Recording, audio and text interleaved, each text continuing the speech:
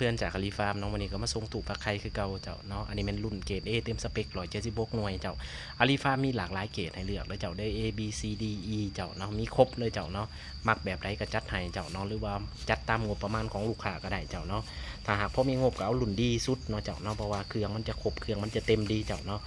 ส่วนรุ่น B C D เด้เป็นจะได้ก็ใส่งานคือกันนั่นแหละเจ้าเนาะเพียงแต่ว่าอะไรที่ใส่มันแตกต่างกันซื่อเอายกตัวอย่างเขาเปลี่ยนจากพัดลมฮัตตาริมาเป็นพัดลมจีนราคามันจะถือลุดกันหลายเติบเนาะเจ้าเนาะเพราะว่าราคาของพัดลมจีนกับพัดลมฮัตตาริเนี่ยต่างกันหลายเจ้าเนาะและที่สำคัญความทนทานของฮัตตาริเนี่ยทนหลายเจ้าเนาะที่อาริฟาร์มใส่ปัจจุบันนี่ก็เกือบสิเขา10 ปีแล้วก็ยังใส่อยู่เจ้าเนาะก็ถือว่าใส่งานได้ดีคุ้มค่าว่าซะส่วนพัดลมจีนเนี่ยอาจจะบ่ฮอดนั่นอาจจะตายก่อนเจ้าแล้วก็การผัดของมันจะสาลงเจ้ามันมีผลต่อไข่เกิดสนั่นใส่ตู้ดีนี่สิดีกว่าเจ้าเนาะแล้วก็ทั้งพ่นหมอก็จะเป็นรุ่นดีสุดเจ้ากับเป็นทั้งเฉพาะส่วนแบบบรรลุอันนั้นพวกเกรด B เกรด C เกรดยังก็จะลดสเปคลงมาเจ้าราคาก็จะถึงลงเจ้าสำคัญที่สุดในการสื่อเครื่องก็คือเบิ้งสเปคเจ้าเด้อสำคัญที่สุดเจ้าเนาะบางเทื่อขนาดบรรจุสำคัญราคาแตกต่างกันตัวนี้คือราคาถือตัวนั้นคือราคาแพงไงเฮามาจ่ายแหน่เบิ่งอะไรเจ้าเนาะถ้าหากเห็นอะไรมันมีความแตกต่างนั่นหมายความว่า